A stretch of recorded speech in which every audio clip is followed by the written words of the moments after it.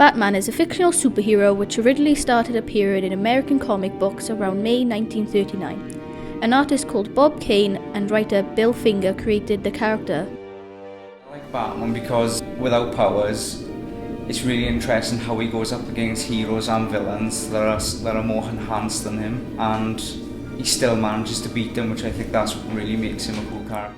The first comic book in a self-titled series, and the first in which Robin appeared, was released in the spring of 1940. It went from hundreds of comic books into the first ever series of Batman, which was written by Lorenzo Semple Jr. It was released on January 12, 1966.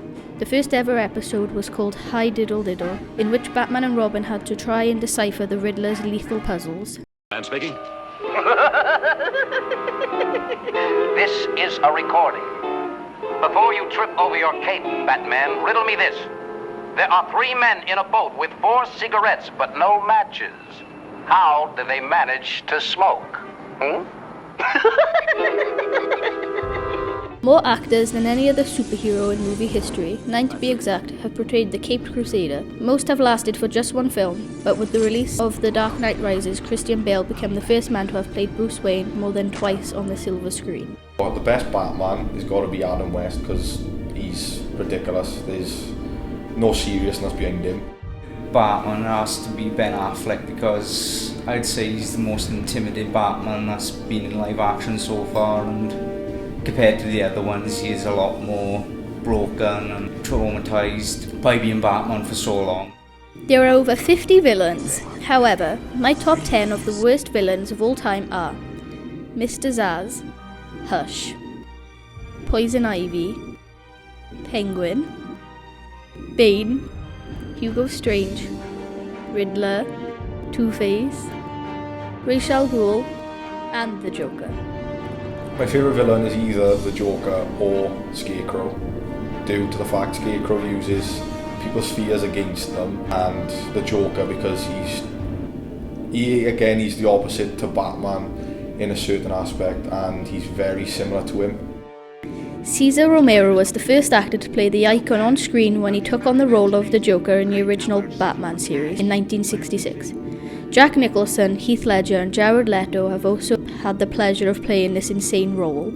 The best Joker, in my opinion, is Jared Leto because he's completely different to the way he's portrayed in anything else. It has evolved from being just a small comic into one of the most popular action superhero franchises of all time. 7 live-action films have been made since its release, and it has also made its way into the film Suicide Squad.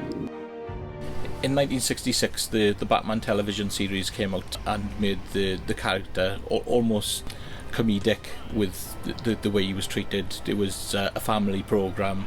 There was a bit of fun involved in it, and the character changed that way in the comics as well, and he became that type of character. He became more of a family superhero with colourful villains. That sort of idea sort of travelled through to him then until the 70s. In the 70s he went back to being the original Dark Avenger again, which is where it's really carried on to now.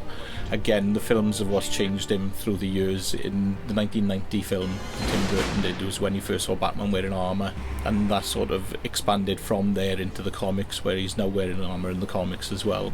He has, despite the latest film, always had the principle that he'll never kill anyone. He does go pretty close, but he's never actually killed anyone in the comics. But that's basically how he's changed throughout the years. He's started out as the Dark Avenger, went more into the lighter superhero, and then sort of came back to the Dark Avenger. And that's basically the way he's treated now, and that's the modern Batman. So what's the next Batman? There's rumours the next film may hit screens in 2019. Only time will tell. Thanks for listening.